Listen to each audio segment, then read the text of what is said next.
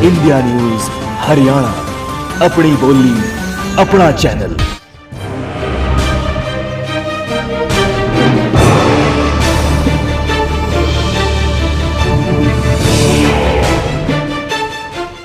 नमस्कार, बहुत स्वागत है आप सभी का इंडिया न्यूज हरियाणा पर। मैं हूं राजीव रघुनंदन। प्रदेश में बीजेपी और हजका में दूरियां बढ़ रही हैं। माना यह जा रहा है कि दोनों पार्टियों में तलाक होने वाला है। कल दिल्ली में बीजेपी की महत्वपूर्ण बैठक है। इस बैठक में राजनाथ सिंह के आवास पर सभी 7 सांसद मौजूद रहेंगे, उनसे मुलाकात करेंगे। माना जा रहा है कि कल गठबंधन पर भी फैसला हो सकता है। तो हजका भी सियासी हालातों को भांप रही है। गठबंधन पर विचार करने के लिए हजका की भी कल महत्वपूर्ण बैठक है। ऐसे में बड़ा सवाल यही है कि बीजेपी की छवि गठबंधन तोड़ने वाली पार्टी की क्यों बनती जा रही है। देवीलाल, बंसीलाल और चौटाला के साथ भी बीजेपी ज्यादा दिनों तक रिश्ता नहीं निभा पाई थी। अब भजनलाल के सियासी वारिस कुलदीप बिश्नोई से भी बीजेपी का तलाक तकरीबन तय माना जा रहा है। हालांकि कल भविष्य बैठक में तय होगा। जरा आप सोचिए कि प्रदेश के पड़ोसी राज्य पंजाब में अकाली दल से बीजेपी का दशकों से गठबंधन चल रहा है। वहीं शिवसेना से भी बीजेपी का गठबंधन काफी पुराना है। लेकिन हमारे प्रदेश की तस्वीर कुछ अलग रही है। प्रदेश में बीजेपी का गठबंधन ज्यादा दिनों तक कभी नहीं टिक पाया। ऐसे में आज की बड़ी बहस में कई अहम सवालों पर हम चर्चा करेंगे। हमेशा की तरह एक खास पैनल हमारे साथ मौजूद होगा। आप बड़ी बहस के साथ बने रहें।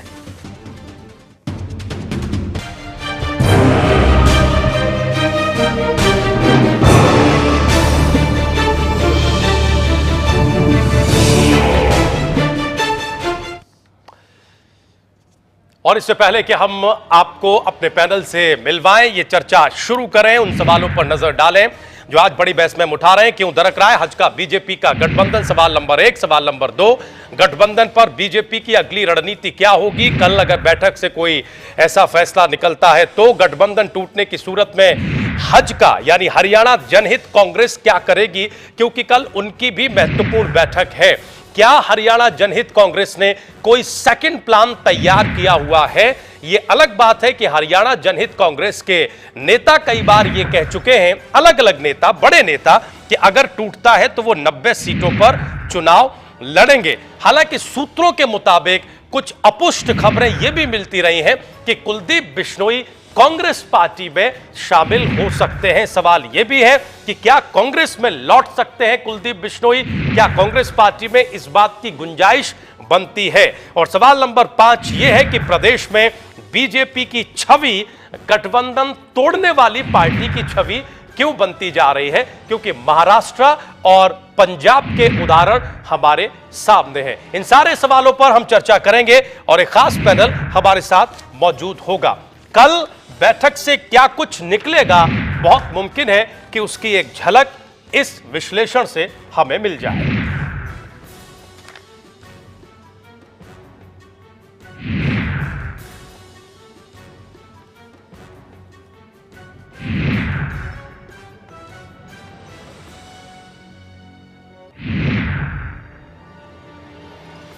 तो क्यों दरक रहा है हजका बीजेपी का गठबंधन? गठबंधन पर बीजेपी की अगली रणनीति आखिर क्या होगी? गठबंधन टूटने की सूरत में हजका का क्या प्लान है? हरियाणा जनहित कांग्रेस क्या करेगी? क्या कुलदीप बिश्नोई कांग्रेस पार्टी में वापस जा सकते हैं? और आखिरी सवाल, बीजेपी की छवि हरियाणा में गठबंधन तोड़ने वाली पार्टी के तौर पर क्यों बनती जा रही है?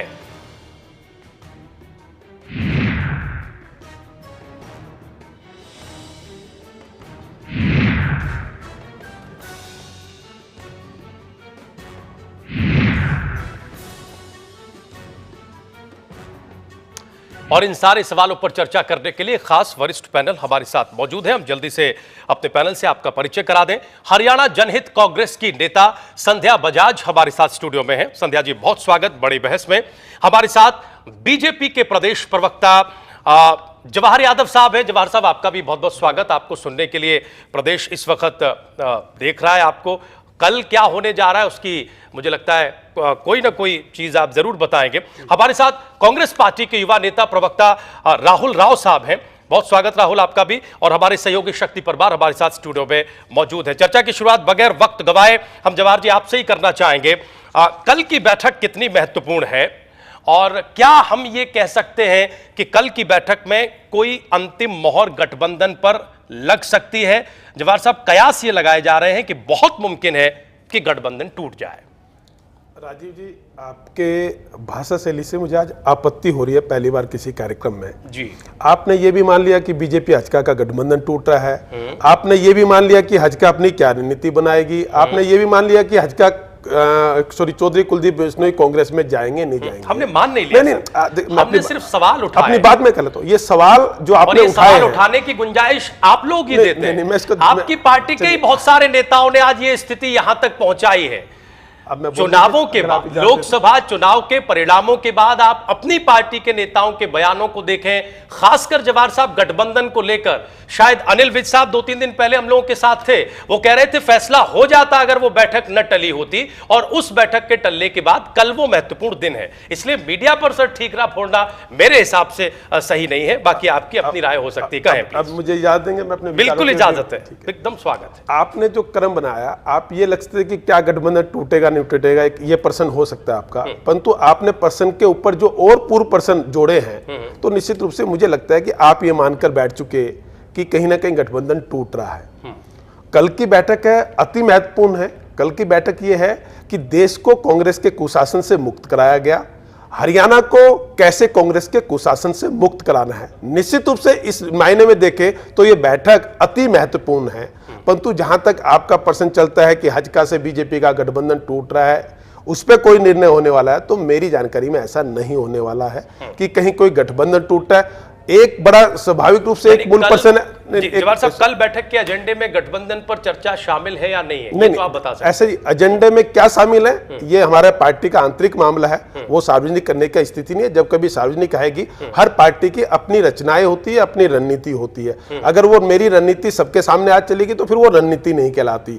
इसलिए इस विषय पे क्या होगा, परंतु निश्चित रूप से जो होगा, कांग्रेस के कुशासन से हरियाणा को कैसे मुक्ति मिले, इसके ऊपर विस्तृत चर्चा होगी, गंभीर चर्चा होगी, इसमें कहीं कोई दो राय नहीं है। ठीक है, लेकिन विरोधाभास इसमें यह है कि कांग्रेस के शासन से मुक्ति दिलाने के लिए कल बड़ी महत्वपूर्ण बैठक है और उसमें चर्चाएं ये हैं, आशंका, संभावना, उम्मीद ये है कि पहली मुक्ति हरियाणा जनहित कांग्रेस से लेने की कोशिश बीजेपी करे। ये हम एक्सक्लेमेटरी साइन के साथ ये बात कह रहे हैं। हम राहुल राव के पास आएंगे, लेकिन उससे पहले हम संध्या जी से टिप्पणी लेना चाहेंगे। संध्या जी, आप गठबंधन में हैं, महत्वपूर्ण सहयोगी हैं, गठबंधन को लेकर बड़ी अच्छी अच्छी बातें कही जाती हैं बीजेपी के बड़े नेताओं के द्वारा, लेकिन बहुत सारा तबका ऐसा है जो एक दूसरी बात भी कहता है।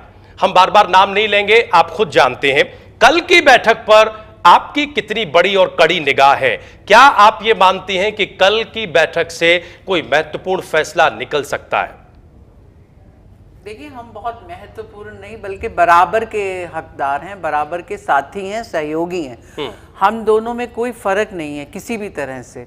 जैसे कि आसमान में चांद होता है तो उनमें कोई फर्क नहीं है, वो दोनों माने एक से मिले होते हैं। जैसा जवाहर जी ने बोला कि हमारी कोई ऐसी बात नहीं है, जितनी बात विपक्ष फैला रहा है, इनेलो है, कांग्रेस है, ये सब लोग हमको कमजोर करने का एक ही तरीका जानते हैं कि इनका गठबंधन टूट रहा है, ये टूटेगा, ये कल ही फैसला होगा, ये आज फैसला होगा। ऐसी कोई बात मुझे नजर नहीं आती है। और हमारी यदि कोई मीटिंग हो रही है तो महिला विंग की अध्यक्षा होने के नाते मैं उस मीटिंग में आमंत्रित की गई हूं और मुझे मालूम है कि आने वाले विधानसभा चुनाव बहुत नजदीक है। जब इंसान पानी में उतरता है तो सबसे पहले उसकी गहराई को नापता है कि ये कितना गहरा है, मैं इसमें तैर सकूंगा या नहीं।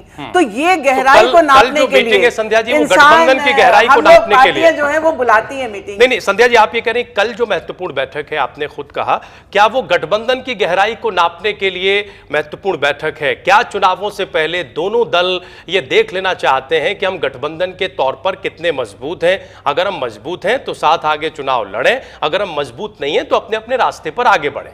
देखिए, हर मीटिंग महत्वपूर्ण होती है, चाहे वो कल की मीटिंग है या आज तक जो मीटिंग्स होती रही हैं। इसमें हमारे सुप्रीमो चौधरी कुलदीप बिश्नोई जी जो भी हमें दिशा निर्देश देंगे, जो भी फैसला होगा महत्वपूर्ण, वो सब उन्हीं के इसमें होगा। सबकी राय सुनी जाती है, लोकतांत्रिक पार्टी है हमारी, सभी को मालूम है कि किस तरीके से जा रहे हैं। वो चौधरी भजन लाल के सुपुत्र हैं, कोई छोटी बात नहीं है। वो बहुत बड़ा एक दिल रखते हैं, दयालु उनका मन है, स्वभाव है, हमेशा भाजपा को अपना साथी मान के बीजेपी के नेताओं की भाषा आपको याद होगी। मैं नहीं समझती कि आज बीजेपी, संध्या जी, बीजेपी के नेताओं ने ये कहा है कि परिस्थितियां बदल गई हैं। आप जो बातें कह रही हैं वो सब अपनी जगह सही हो सकते हैं। आदरणीय रामविलास शर्मा जी से लेकर अनिल विज तक और भी तमाम बड़े नेता, चुनावों के बाद परिस्थितियां बदल गई हैं। जवाहर साहब खुद इस बात को कई बार कह चुके हैं। परिस्थितियां बदली है। परिस्थितियां बदले का मतलब ये है कि अब निश्चित रूप से तय हो गया कि कांग्रेस के कुशासन से मुक्ति मिलेगी। ये परिस्थितियां बदली है, ये हमने मान लिया है।